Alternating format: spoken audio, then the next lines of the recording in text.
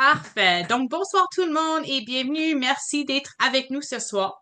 Je suis ravie justement de vous accueillir ce soir à cet atelier qui est appelé Santé en français, des ressources pour votre famille. Donc, cet atelier est conçu pour vous permettre de découvrir un éventail de services de santé adaptés aux besoins des jeunes et des parents en français et qui est à votre portée. Donc, avant de commencer, j'aimerais prendre un moment pour reconnaître que nous réunissons sur des territoires ancestraux autochtones. Donc, ces terres sont les lieux de 46 traités et autres accords. Et pour ma part, je vis et travaille sur le territoire visé par le traité numéro 9, qui est une région qui fait partie des territoires traditionnels des peuples Ojibwe, Ojikri, Mushkegowuk et Algonquin et du peuple Métis. Donc, je tiens à exprimer ma gratitude envers les Premières Nations, les Métis ainsi que les Inuits pour leur rôle continu dans la préservation de ces terres et de leur histoire. Si vous le souhaitez, je vous invite à partager dans le clavardage le territoire sur lequel vous vous trouvez. Une super bonne ressource en passant, je tiens toujours à le souligner, nativeland.ca qui peut vous accompagner dans cet apprentissage. Donc, cet atelier de ce soir vous offrira l'opportunité, d'explorer les services de santé physique et mentale disponibles pour les familles, y compris des options virtuelles. Mieux comprendre les programmes d'aide, que ce soit pour des soins de santé, des services scolaires ou un soutien pour des besoins spécifiques, ainsi qu'échanger avec d'autres parents et découvrir des façons de contribuer à l'amélioration des services de santé en français. Donc, nous avons l'honneur d'être accompagnés ce soir par Janine Proux, qui est chef de l'engagement communautaire au réseau des services de santé en français de l'Est de l'Ontario, qui partagera son expertise avec nous. Donc, je vous souhaite une excellente atelier, une soirée enrichissante et j'espère que vous repartiez avec des outils concrets et des informations précieuses pour soutenir votre famille. Donc, à ce point-ci, je te lance la balle, Janine. Très bien, merci beaucoup. Bienvenue à tout le monde. C'est ça, j'ai beaucoup de matière, vous allez voir, j'ai beaucoup de matière à partager avec vous. Alors, c'est ça, comme disait Julie, je vous invite à placer vos questions dans le clavardage au fur et à mesure, puis on va les regarder à la fin, on a une période pour ça. Donc, vous connaissez déjà le nom de l'atelier, reconnaissance des territoires, c'est ça. C'est déjà fait, donc je ne m'étends pas là-dessus. Je vais juste changer quelque chose ici dans ma façon de placer les choses. Donc, c'est ça, les objectifs de l'atelier ce soir, c'est vraiment, on en a vraiment quatre, là, c'est d'explorer avec vous les ressources en santé physique et mentale pour les enfants, les jeunes et les familles, découvrir certains programmes d'aide financière, apprivoiser les programmes et les services de santé et de bien-être et parler de l'accès, bien entendu, aux services de santé en français. À noter que les informations sont tirées de divers sites du gouvernement de l'Ontario et que ces informations peuvent parfois changer rapidement. Donc, on vous suggère de consulter les sites officiels pour les informations les plus à jour.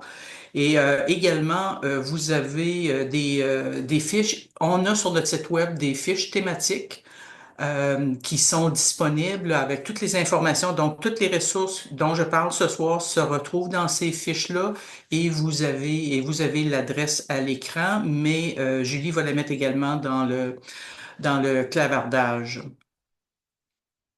Donc, maintenant, on est rendu, juste pour se lancer, Julie, si tu veux nous envoyer un premier sondage, il est en deux parties. Vous avez deux petites questions à répondre là, dès que ça arrive à l'écran.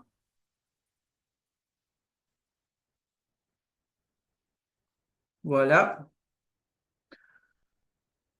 Vous pouvez utiliser votre curseur pour descendre, le curseur qui est à votre droite là, pour descendre, pour aller répondre à la question 2 et soumettre votre réponse.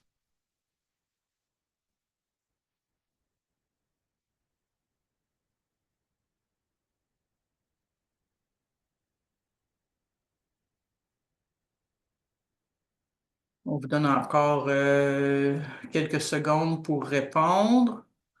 On est rendu au tiers des répondants à peu près.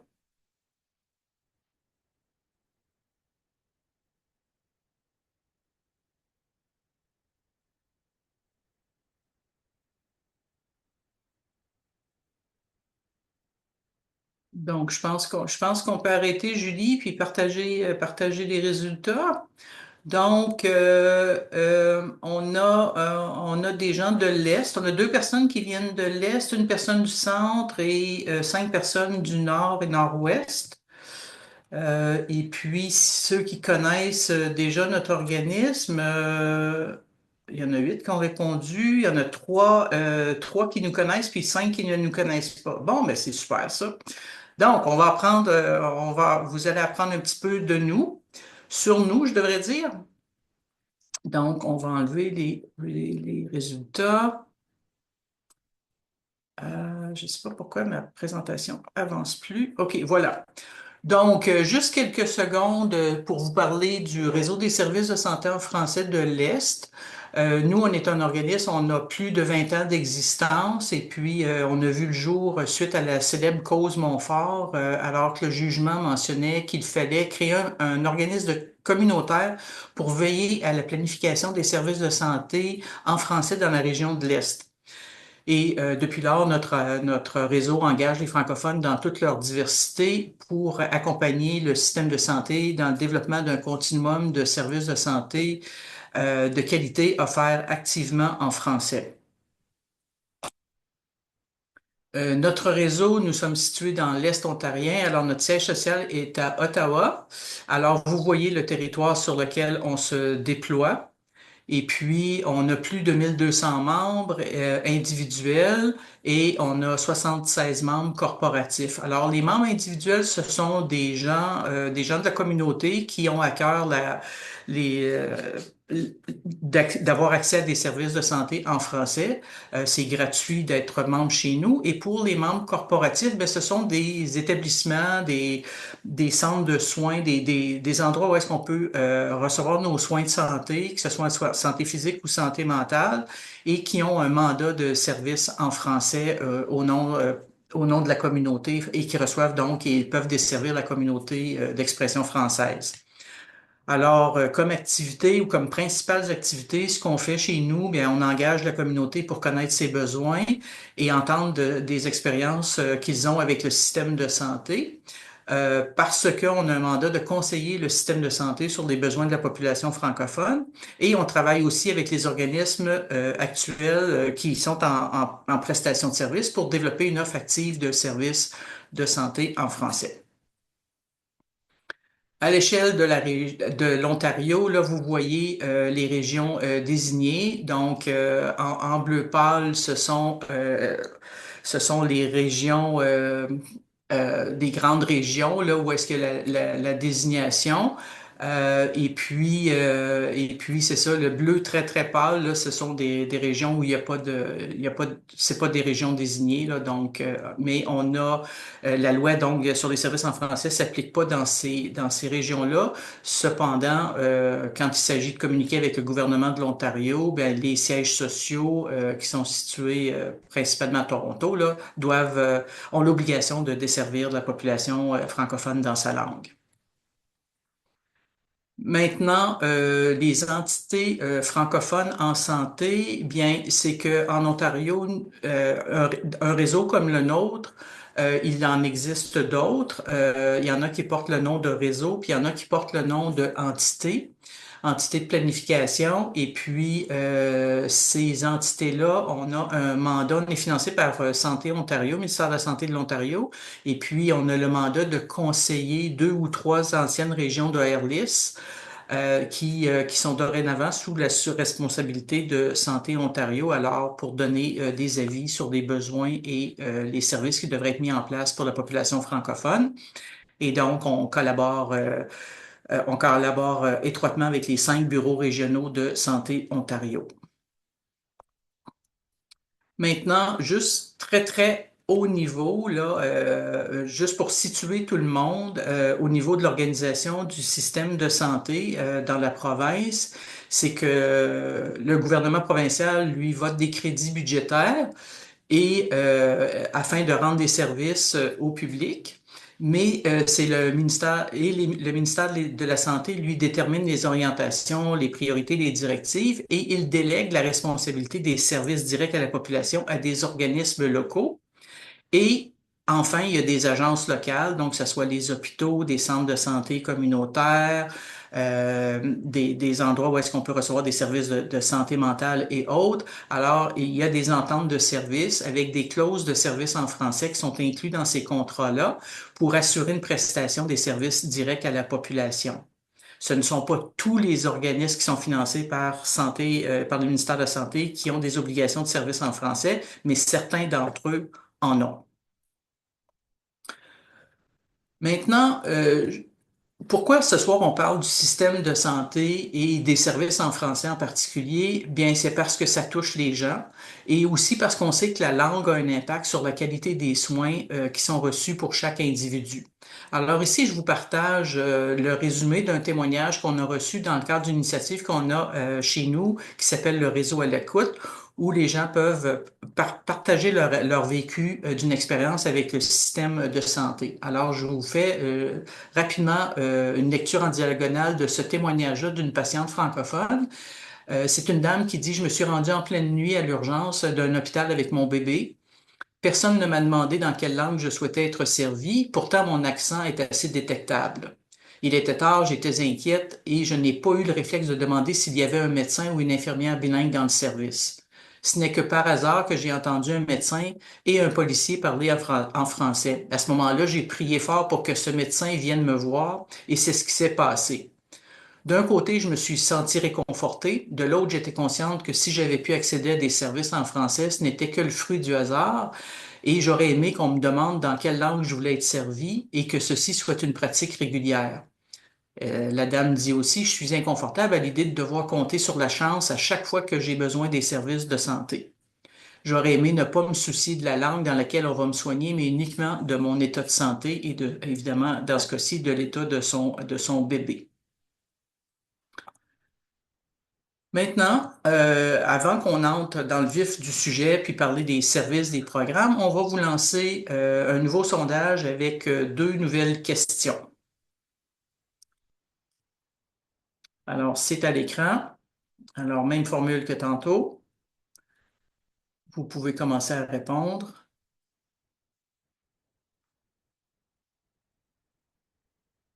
Alors, la première question touche la carte santé. Est-ce que la carte santé capte la langue maternelle ou la langue de communication du patient, selon vous? Et la deuxième question, c'est est-ce que vous demandez des services en français lorsque vous utilisez les services de santé? Et là, vous nous indiquez si vous le faites jamais, rarement, parfois, souvent ou toujours.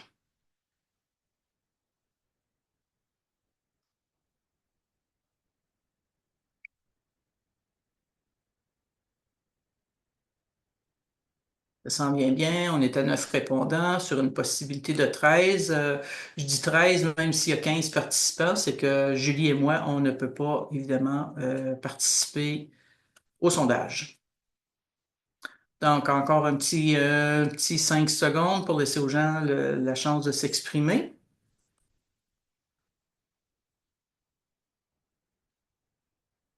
OK, je pense on peut s'arrêter, Julie. On va partager les résultats. Donc, est-ce que la carte santé capte la langue maternelle, la langue de communication du patient?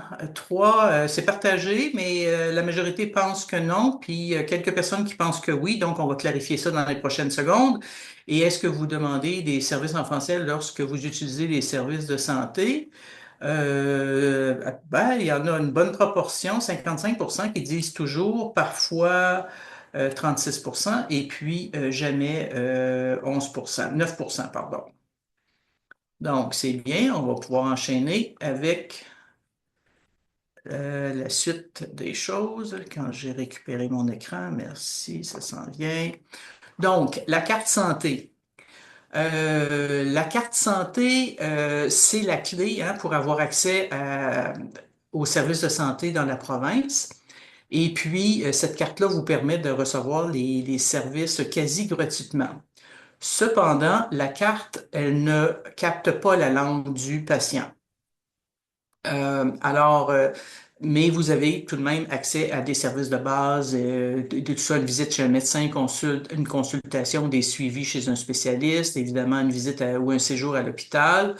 Et puis, certains coûts qui sont partagés entre l'utilisateur et le système de santé, par exemple, le transport en ambulance. Là, des fois, il y a des frais associés aux gens qui utilisent des ambulances et d'autres types de services. Mais même si votre carte a des accents, parce que vous avez un nom, on va dire, par exemple, vous vous appelez José Bérubé, donc vous auriez des accents sur le E accent aigu. Sur le E, ça ne veut pas dire que votre carte, quand elle est glissée dans le système à l'hôpital ou chez un fournisseur de soins de santé, qu'ils savent que vous êtes de langue française ou que c'est ça votre langue maternelle ou votre langue de préférence. Maintenant, dans les prochaines sections, on va vraiment présenter des ressources qu'on a répertoriées et toutes les informations, comme je disais tantôt, sont disponibles sur notre site Internet et puis Julie va vous mettre le lien dans le clavardage. Alors, on a ici, je veux juste vous montrer qu'on a préparé différentes fiches d'information pour regrouper les ressources et les services par thème. Alors, vous pouvez les consulter sur notre site. Et puis, c'est ça pourquoi je la présente comme ça, c'est que ce soir, je ne parle pas de toutes ces facettes-là du système de santé ou de ces services-là qui existent, mais si vous avez des besoins autres, ben, ce serait intéressant, utile de consulter les autres fiches.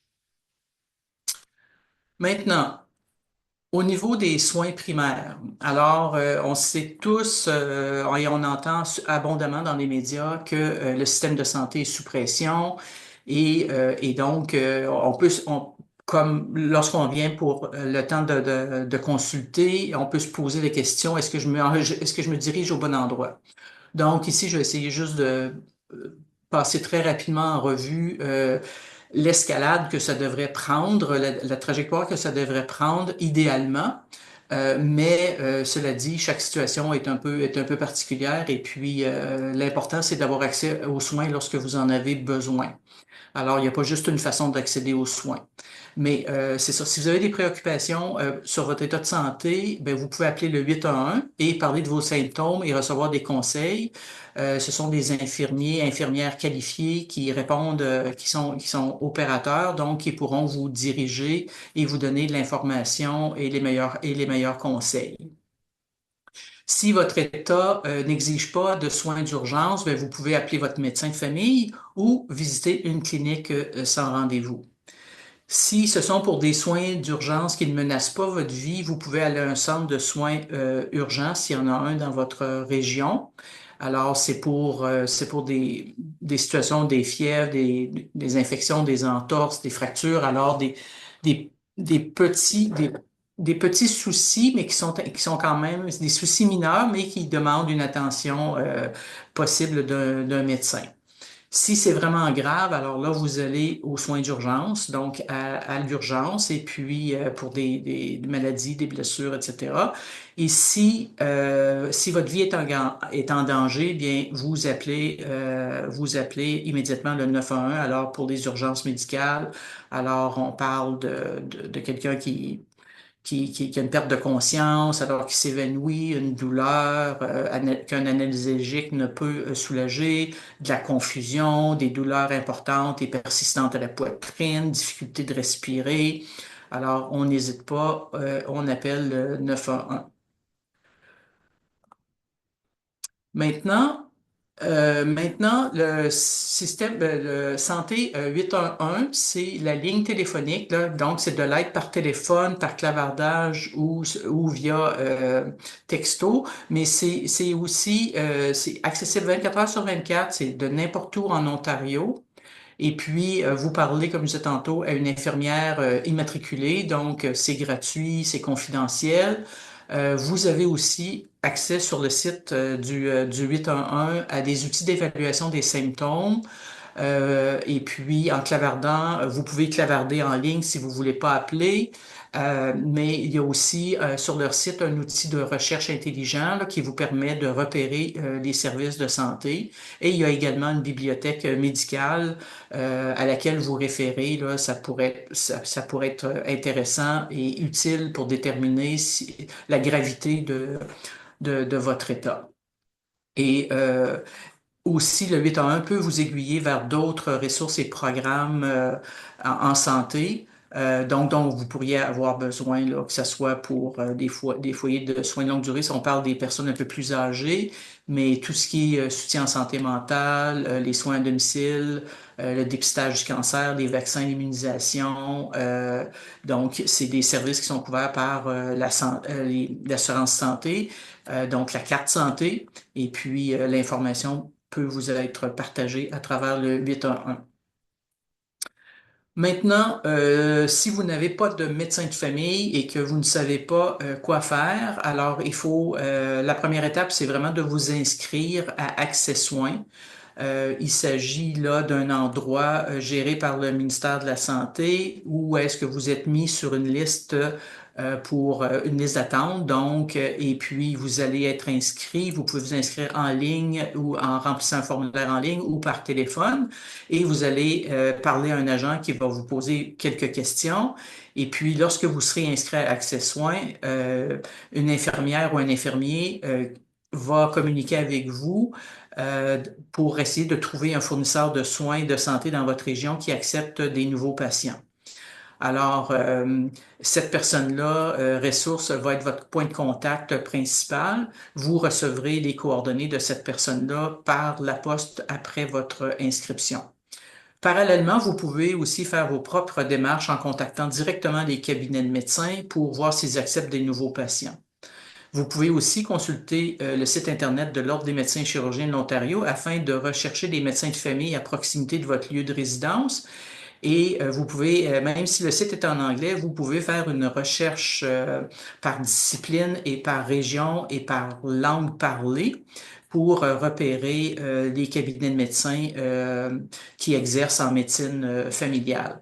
Là, on parle du médecin de famille ou d'une infirmière praticienne, mais si vous avez aussi des besoins par rapport à des spécialistes, vous pouvez consulter également ce site-là et inscrire le nom de la spécialité pour lequel vous souhaiteriez trouver un médecin spécialiste qui peut parler français et qui exerce aussi dans votre région. Donc, on a une fiche d'information là-dessus sur notre site là, qui explique vraiment toutes les étapes et qui vous donne tous les liens. Maintenant, les cliniques médicales sans rendez-vous, j'en ai parlé un petit peu tantôt, c'est lorsque votre État n'exige pas de soins d'urgence et c'est à utiliser quand votre cabinet de médecin de famille est fermé ou que vous n'avez pas de médecin de famille. Alors, si vous avez un besoin de soins pour une blessure, une maladie mineure, une brûlure, une coupure, une entorse, une petite fracture, des infections, éruption cutanée, etc., vous pouvez vous rendre dans une clinique sans rendez-vous et vous allez donc avoir une consultation avec une infirmière ou un médecin. Et les services sont variés selon les cliniques. Donc, il y a des cliniques qui font, ben, elles font toutes du diagnostic et du traitement des blessures et maladies mineures. Elles font des ordonnances et des recommandations, mais certaines ont d'autres disciplines, donc de professionnels qui travaillent avec eux, qui pourraient vous offrir d'autres services. Et habituellement, il n'est pas nécessaire de prendre rendez-vous. Par contre, on vous suggère de peut-être appeler, téléphoner à la clinique parce que leurs heures peuvent être différentes. C'est pas toujours du 9 à 5 dans leur cas. Et ça devrait être gratuit avec la carte santé de l'Ontario, mais on sait qu'il existe aussi des cliniques privées qui sont sans rendez-vous. Et ces cliniques privées-là, privé le dit, donc il y aura des frais. Et où les trouver, vous pouvez consulter le 811 par téléphone ou par l'outil de recherche pour repérer des cliniques sans rendez-vous à proximité de votre lieu de résidence. Pour ce qui est des vaccins et l'immunisation, euh, le, le meilleur endroit pour aller, c'est vraiment de consulter les bureaux de santé publique. Alors, vous allez pouvoir avoir l'information sur tous les vaccins que devraient avoir les bébés, les enfants et les adultes, ceux évidemment qui sont offerts gratuitement. Vous pouvez aussi en parler à votre médecin ou à votre bureau de santé publique et pour voir tous les vaccins qui sont recommandés et consulter les endroits de vaccination euh, vous pourrez avoir, c'est ça, avec le localisateur du Bureau de santé publique, là, vous pouvez voir là où vous rentrez pour recevoir ces vaccins-là si vous n'avez pas de médecin, par exemple. Il y a aussi, vous pouvez aussi consulter le calendrier de vaccination systématique de l'Ontario, donc voir tous les vaccins qui sont requis et les moments où ils devraient être administrés. Et puis, évidemment, il y a vous pouvez avoir accès aux vaccins contre la grippe et contre la COVID-19. Et puis, pour les cliniques de voyageurs, c'est également les bureaux de santé publique qui s'en occupent pour voir les vaccins qui sont nécessaires avant de voyager à l'étranger. Quelques numéros importants à retenir, on les connaît, mais des fois on oublie. En cas d'urgence, c'est ça, c'est le 911. Alors, pour tout type d'urgence médicale pour laquelle votre vie ou celle d'une autre personne est en danger, vous composez ce numéro-là. Le 988, c'est une ligne d'aide en cas de crise de suicide. Alors, pour pouvoir vous confier en toute sécurité et recevoir de l'aide. Santé 811, c'est pour recevoir des conseils santé qui sont gratuits, sûrs et confidentiels. Et le 211, c'est une autre ressource qui n'est pas spécifique à la santé, mais c'est une base de données qui vous met en relation avec et des services de santé, mais aussi des services sociaux et des programmes communautaires, et c'est à l'échelle de la province. Et vous pouvez donc téléphoner, texter ou clavarder, visiter leur site web et consulter leur base de données en ligne. Maintenant, on va aborder les programmes et services qui sont plus spécifiques aux jeunes. Et donc, vous voyez ici le Centre hospitalier pour enfants de l'Est de l'Ontario. Et vous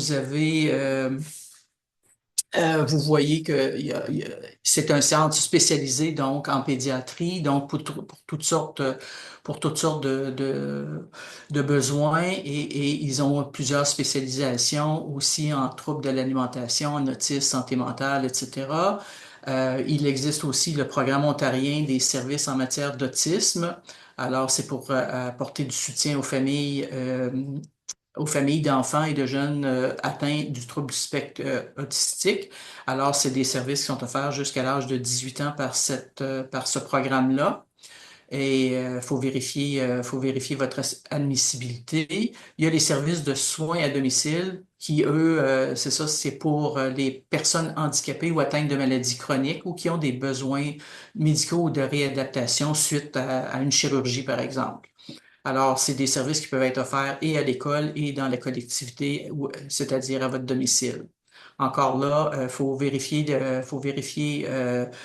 l'admissibilité. Il y aura une évaluation de besoins pour justement établir votre admissibilité ou pas. Et il y a des programmes de services particuliers à domicile qui viennent en aide aux familles qui s'occupent d'un enfant qui a une déficience physique ou intellectuelle. Alors, il y a la fiche ressources à la jeunesse et aux familles que vous pouvez consulter pour avoir tous les détails et les adresses complètes pour les sites Internet. D'autres ressources ici de services dans la communauté, donc les centres pour l'enfant et la famille On y va, donc c'est pour les 0-6 ans. En milieu scolaire, il y a des ressources à l'élève et à sa famille qui est offert grâce à l'équipe de soutien scolaire. Alors, vous avez le lien ici pour consulter, avoir plus d'informations sur comment communiquer avec eux. Mais dans le doute, vous parlez directement à votre école, à l'enseignant de votre enfant, et puis vous devriez être aiguillé, vers les ressources, offertes par le conseil scolaire.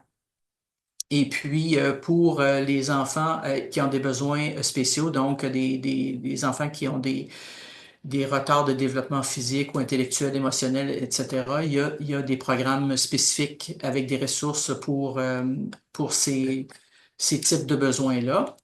Il y a l'organisme OMAMA qui offre de l'information sur la grossesse, l'accouchement et les ressources. Et alors, c'est offert partout, hein, c'est offert à plusieurs endroits en Ontario. Il y a les carrefours bien-être pour les jeunes. que vous connaissez peut-être mieux sous le nom de Youth Wellness Hubs. Alors, il y a 27 centres locaux. Alors, vous avez le lien ici pour trouver un centre près de chez vous. Et il y a les services de santé mentale, les centres de santé mentale pour enfants. Alors, il y a 85 centres en Ontario qui sont accrédités. Alors, qui offrent différents services et ressources aux enfants et aux familles. Et puis, il y a le centre de soins aux familles également qui a une foule de ressources là, qui pourraient vous être utiles.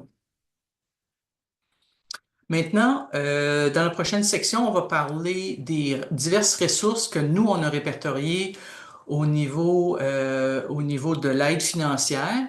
Alors, il y a des programmes, il y a le programme de médicaments de l'Ontario pour les 24 ans ou moins.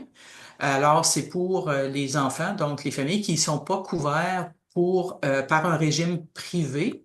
Et donc, ça donne accès à des médicaments que l'Ontario couvre avec votre carte santé pour environ 5000 médicaments d'ordonnance qui font partie de la liste là, des médicaments couverts. Alors, ça pourrait être pour des injections contre les allergies, là, les fameux EpiPen. Alors, c'est les auto-injecteurs. Alors, ça peut être des produits pour surveiller le diabète, faire des tests chez les patients diabétiques. Euh, D'autres types de médicaments qui sont utilisés, par exemple, pour cesser de fumer, les contraceptifs, etc. Alors, ça pourrait être, si vous qualifiez, il faut vérifier votre admissibilité et puis, eh ben, démontrer que vous n'êtes pas couvert aussi par un régime privé.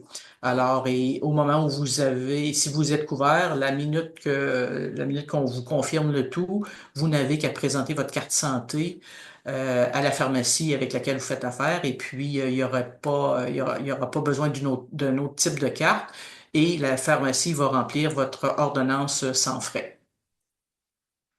Mais maintenant, associé en surplus de ça, ben pas en surplus, mais dépendamment de votre situation financière, il se pourrait que vous puissiez avoir accès à un autre programme qui s'appelle un programme de médicaments Trillium. Et même si vous avez une assurance, une couverture offerte par un régime privé, mais que vous avez de lourdes factures médicales, pas de soins médicaux, mais de prescriptions, d'ordonnances à débourser. Alors, il se pourrait que vous soyez éligible. Alors, il faut simplement faire une demande d'aide financière au programme de médicaments Trillium. Et puis, petite information qui peut être utile pour les enfants ou les familles dont il y a un membre de la famille qui a des besoins, qui utilise plusieurs médicaments pour une situation médicale. Donc, s'il y a plus que 3 médicaments qui sont pris par une personne, alors la pharmacie peut vous inscrire au programme MedCheck. C'est une façon de réconcilier et s'assurer que les médicaments ne vont pas en conflit un avec l'autre, là, pour assurer la sécurité des patients.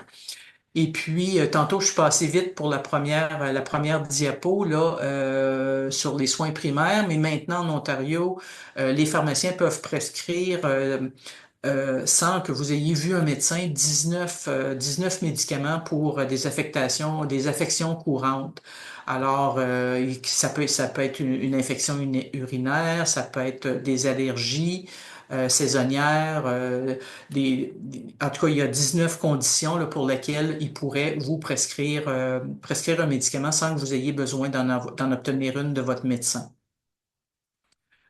Euh, Au niveau des soins dentaires, là, il y a des possibilités d'aide financière avec le régime ontarien qui s'appelle le programme Beau Sourire. C'est pour les enfants de moins de 17 ans et c'est en fonction du revenu familial et du nombre d'enfants qui sont dans votre ménage. Donc, et vous pourriez être admissible même si vous avez déjà une couverture dentaire, que ce soit un régime privé ou un régime collectif. Alors, il faut faire une demande en ligne et puis vous allez recevoir la réponse par courriel si vous qualifiez ou non. Mais vous pouvez aussi vous rendre à un bureau de Service Ontario pour compléter un formulaire si vous pensez que vous êtes éligible. Et sachez que cette carte dentaire-là de Beau Sourire Ontario, bien, elle expire chaque 31 juillet, donc votre admissibilité va être vérifiée à chaque année et c'est basé évidemment sur le rapport d'impôt et ça cesse au 18e anniversaire de la personne. Et il faut faire affaire avec des bureaux de dentistes qui participent au programme ontarien. Et puis, vous pouvez consulter et les bureaux de santé publique aussi, certains bureaux offrent aussi ce service-là. Donc, vous pouvez consulter le lien des programmes pour voir euh, où ils sont offerts. Puis, si vous êtes éligible, bien sûr, vérifiez lorsque vous communiquez avec votre dentiste si vraiment il participe au programme et si ça peut être complémentaire j'en parle dans quelques secondes, au régime canadien de soins dentaires. Et puis, vous vérifiez aussi avec le bureau de dentiste quels sont les couverts, les frais qui ne seront pas couverts. Donc, ça fonctionne comme ça. Le programme du régime canadien de soins dentaires, lui, est un petit peu similaire. C'est pour les enfants de moins de 18 ans. Ça va aussi selon le revenu familial. Et puis, dans ce cas-ci, ce n'est pas un programme sans frais pour le participant. Alors, c'est pas totalement gratuit. Et puis, il faut faire attention à certaines prescriptions. Il faut s'inscrire. Vous allez recevoir une trousse de bienvenue dans les 3 mois suivant votre demande. Et puis, il y aura une quote-part à payer à chaque fois que vous allez pour des soins bucco-dentaires. Mais ça, comme je disais, ça peut être jumelé avec le programme ontarien. Et puis, c'est toujours important de vérifier que vous faites affaire avec un dentiste, un bureau de dentiste qui est participant à ce programme-là et de vraiment leur demander qu'est-ce que vous aurez à payer, quelle sera votre part de la facture à payer et qu'est-ce qui est couvert par le régime fédéral et qu'est-ce que vous aurez à débourser pour pas avoir de mauvaises surprises. Maintenant, pour les soins de la vue, avec la carte santé, les 19 ans ou moins peuvent avoir un examen de routine gratuit par période de 12 mois. Et s'il y a des examens mineurs qui sont nécessaires en cours d'année, ça sera couvert. Alors, et s'il y a des diagnostics déjà présents chez les 19 ans et moins, un diabète, un glaucome, des cataractes, des maladies de la rétine, etc., ceci est couvert et là vous pouvez aussi vous pour les personnes un peu plus âgées qui ont plus de 20 ans, vous pouvez alors aller accéder à ces services-là, aux services d'examen gratuits. J'ai mis aussi le lien pour choisir si vous avez besoin de consulter un ophtalmologiste qui est différent d'un optométriste. Alors là, vous pourrez aussi aller sur le site de l'Ordre des médecins et chirurgiens d'Ontario pour voir s'il y en a un qui parle français qui est près de chez vous. J'essaie d'aller rapidement parce que je ne sais pas trop combien de temps il me reste. On est à 19h41, Donc Janine. maintenant, troubles de santé mentale. Euh, Sachez qu'il n'y a pas, comment dire, il y a pas de gêne et il y a pas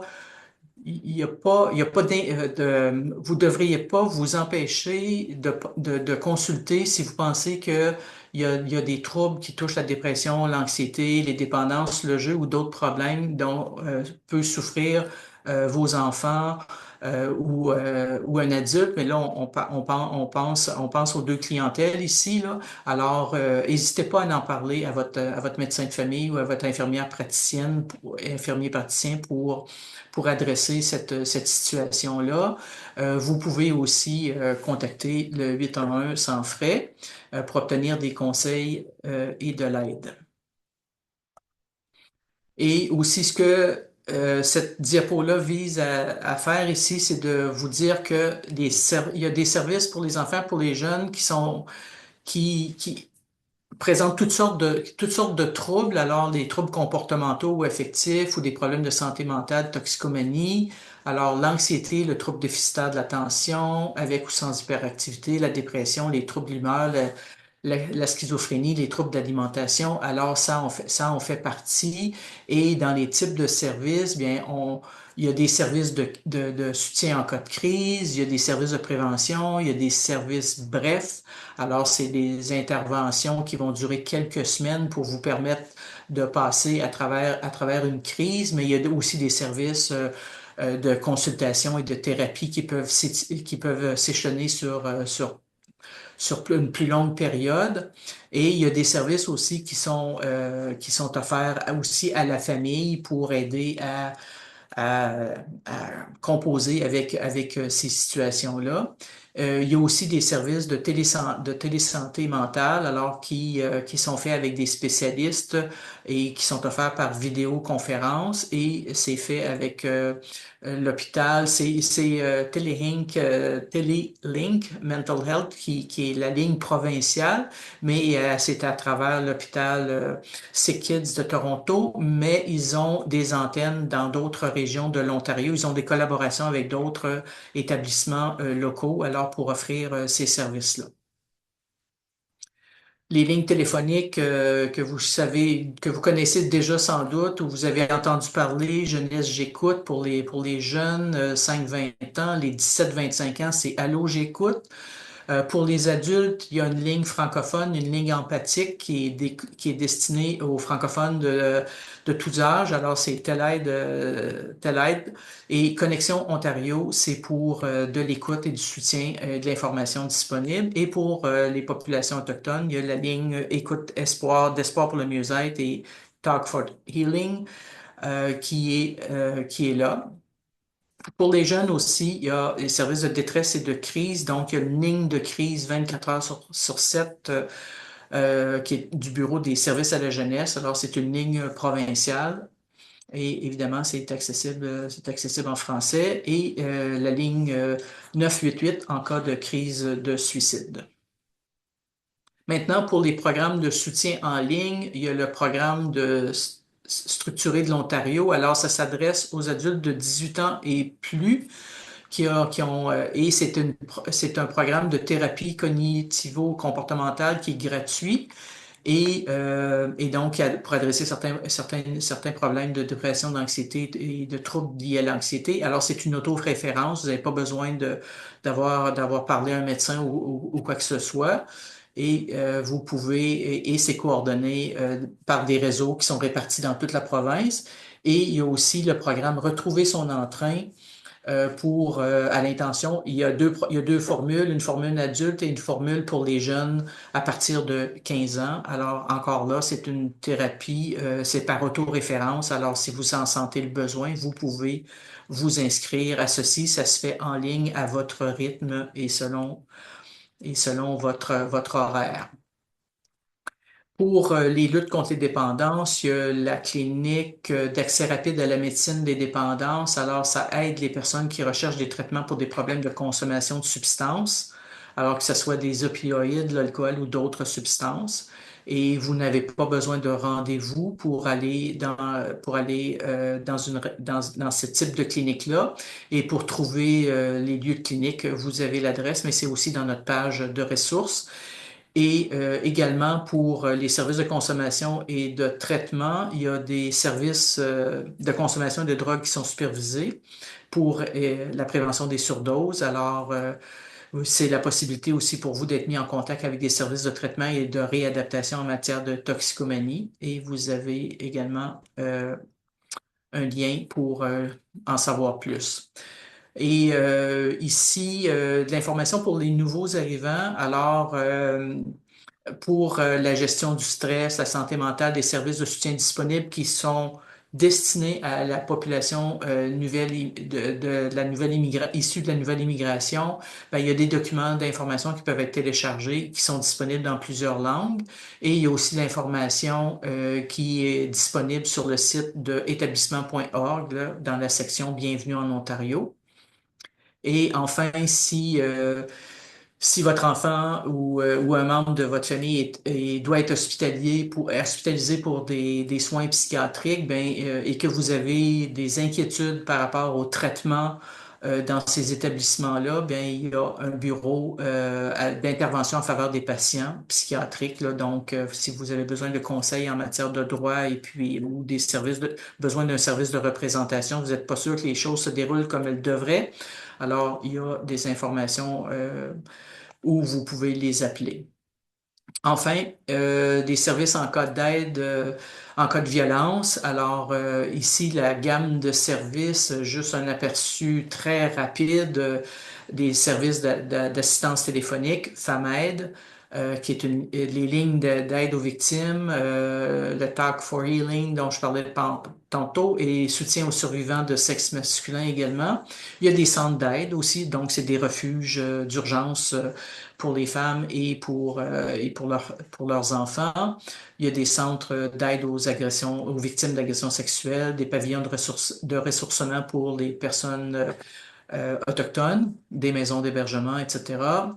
Et il y a aussi des programmes d'aide aux victimes et aux témoins. Alors, c'est des victimes et témoins d'un crime, par exemple. Là, il y a des programmes d'aide qui existent. Et le soutien juridique aussi.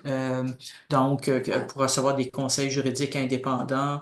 Et pour avoir de l'appui pour le soutien dans le contexte de la cour de la famille, par exemple. Donc, il y a des programmes d'aide qui existent pour ça, les maltraitances envers les aînés, mais on n'est pas dans cette catégorie d'âge-là. Donc maintenant, j'ai fait ce grand survol et puis j'aimerais savoir un petit peu euh, de votre expérience. Donc, je vous propose deux nouveaux sondages. Julie, si tu veux lancer le premier. Alors, il s'agit de votre santé, est-ce que vous êtes plus à l'aise en français? Alors, trois choix de réponse. Oui, non, ou je suis autant à l'aise en français qu'en anglais.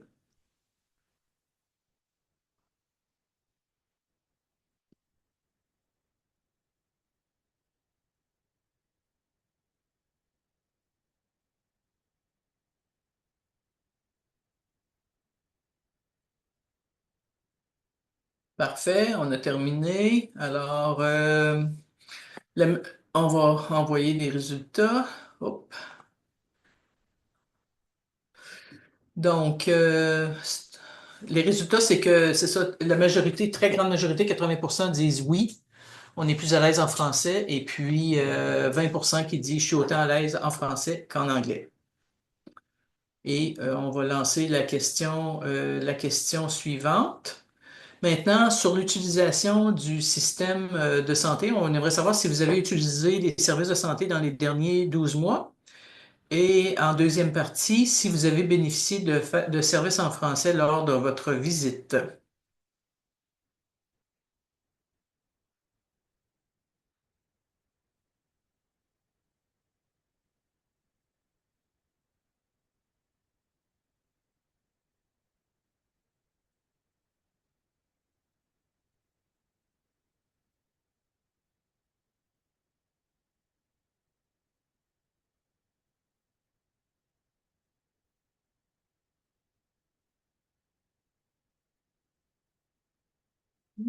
Wow, c'est intéressant. Alors, 12 personnes ont utilisé, donc 86% des personnes ont eu à utiliser les services de santé dans les derniers 12 mois. Et puis, de ce nombre-là, de ceux qui en ont utilisé, mon Dieu, qui ont pu bénéficier de services en français, jamais 14%, rarement 14%, parfois 29%, souvent 14%, toujours 14%, et s'appliquait pas 14%. Donc, c'est vraiment partagé. Donc, ça nous démontre que l'accès est quand même difficile ou pas toujours présent. Donc, en guise de, juste pour faire le lien avec tout ça, ben, ce que vous pouvez faire, vous, pour recevoir ou tenter de recevoir des services en français, bien, c'est les conseils que je peux vous donner, c'est où que vous soyez, bien, d'utiliser activement les services en français. Et aussi demander qu'on inscrive dans votre dossier patient que vous êtes de langue française et que ou que votre langue de communication pour vos soins de santé est le français. Et si c'est important, mais si vous ne comprenez pas qu'est-ce qu'on vous dit, puis si vous n'êtes pas certain d'avoir compris des informations, le diagnostic ou le plan de traitement, les médicaments recommandés, ben faut le dire, hein. Peut-être que quelqu'un de l'équipe qui parle français, alors on pourrait aller chercher cette personne-là et puis, ou sinon, l'organisme pourrait avoir recours à un service d'interprétation. Les services d'interprétation, cela dit, sont beaucoup plus fréquents ou accessibles dans les hôpitaux que dans d'autres types d'organismes. Alors, euh, c'est bon à savoir. Et puis, vous pouvez aussi demander, est-ce que vous avez un service d'interprétation? Parfois, le personnel qui vous sert ne sait même pas ou n'est pas n'est- utilise tellement pas cette ressource-là souvent que ça se peut qu'ils l'aient, puis ils vont demander à un collègue, on a tout ça, puis peut-être que le collègue va dire oui, oui, oui, tu as juste à composer un numéro de téléphone et c'est là. La documentation aussi, vous pouvez demander est-ce qu'il y a une version française qui est disponible. Et puis, pour le consentement éclairé, quand il s'agit surtout chirurgie, traitement pour une maladie chronique, des choses comme ça, alors c'est important que vous compreniez ce qu'on vous propose comme stratégie pour vous guérir. Donc, n'hésitez pas à de demander à ce que quelqu'un de bilingue vous explique en français de quoi il s'agit. Donc, j'essaie d'avancer. Juste ici, vous parlez du réseau à l'écoute quelques secondes, juste pour vous dire que ça, c'est seulement pour notre région. On a ce service-là, donc ça fait le lien avec la mère de famille dont j'ai parlé au début. Alors, si vous avez des histoires comme ça, pas des histoires comme celle-là, mais je veux dire une histoire, un événement, un épisode, et vous aimeriez nous partager, on vous invite à le faire. Nous, ça nous aide à faire des pressions sur le gouvernement et on vous encourage aussi, pour les gens qui habitent l'Est et le Sud-Est de l'Ontario, à devenir membre chez nous. C'est complètement gratuit. Maintenant, au nom du réseau, ben, je tiens à vous remercier de votre participation ce soir et surtout, parents partenaires d'éducation, de nous donner la chance là, de vous présenter ce contenu-là. Alors, on va être prêt maintenant à passer à la période de questions. Donc, je vais arrêter la présentation. Ben, premièrement, je tiens à te remercier, Janine, pour cette belle Oh, t'es en présentation sourdine, pleine de Julie. ressources. Julie, t'es en sourdine. Est-ce que tu m'entends? Est-ce que vous m'entendez? Oui, oui. Ah, ben, c'est bizarre. Tantôt, tu m'entends? OK, super. Ben, je tiens vraiment à te remercier, Janine, pour cette super belle présentation, cette collaboration. Une présentation remplie de ressources. Je sais, pour les parents qui sont ici ou les participants qui sont ici avec nous ce soir, c'est beaucoup d'informations dans 50 minutes. Donc, je vous assure qu'il va y avoir un courriel de suivi d'où vous allez avoir accès, d'aller un peu jouer dans les ressources là, pour découvert davantage ou de revisionner l'enregistrement de ce soir s'il y a quelque chose que vous voudrez revisiter. Donc, grand merci à toi, Janine.